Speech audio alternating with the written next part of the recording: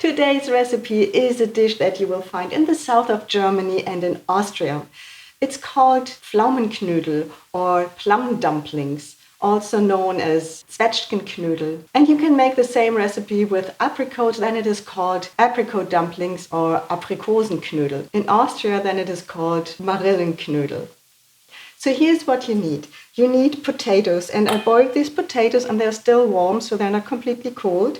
Then flour, some semolina flour, a little bit of salt, 2 egg yolks, melted butter, 8 plums, some butter, 8 cubes of sugar, and breadcrumbs.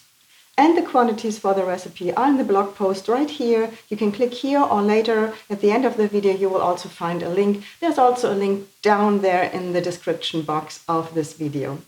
And for those who are new to this channel, the measurements are in metric and also in imperial quantities, and you can just switch between these two measurements on the blog post. The first thing to do is to mash the potatoes.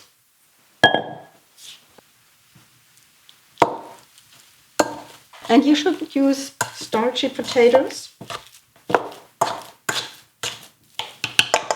Okay, then I'm adding the flour and the semolina flour, as well as the egg yolks.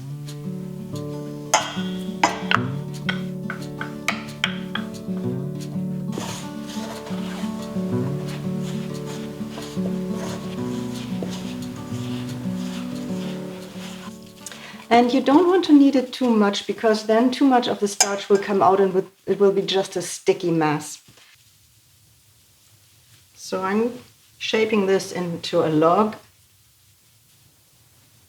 like this. And then I will cut it into 8 slices.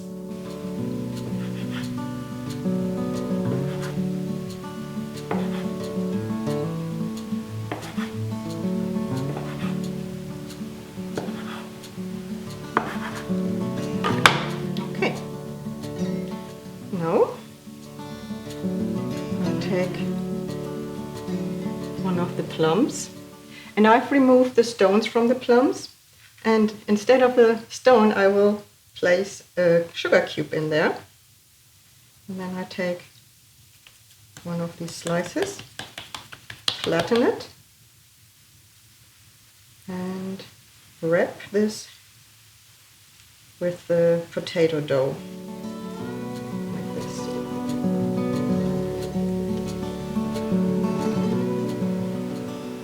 And I will continue to do this with all the plums and the rest of the dough. Now I only made 6 of these dumplings because some of these plums were quite large, so I had to reduce the amount in order to have enough of the dough. That can happen, that's okay. I love plums, so I will eat them just as they are. So and what I'm now doing is I have a pot of water here, and I'm adding a little bit of salt, and then I bring this to a boil, reduce the heat so it's slightly simmering, and then I'm adding the dumplings. The dumplings stay in the water for about 12 to 15 minutes. So, and I just realized that I forgot to add the butter. So there should have been butter in the batter. I forgot it. Let's see if it's still working.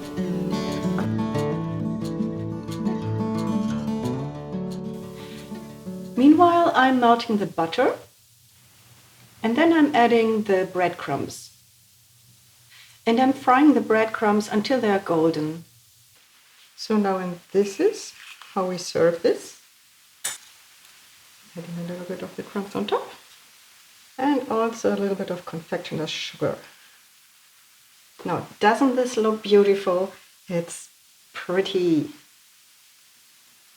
So now I'm pretty sure you are curious how it looks from the inside. So I will cut this open and show you. All right. So this is the open result. Looks quite delicious, doesn't it? Okay, I'm gonna have some. So it's probably still very hot. Let's see.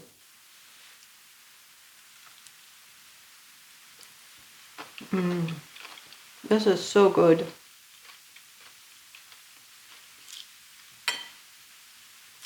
The breadcrumbs give it a little bit of a crisp that's just beautiful. It's just really, really delicious. So good. Oh, and I almost forgot. It actually really worked without the butter.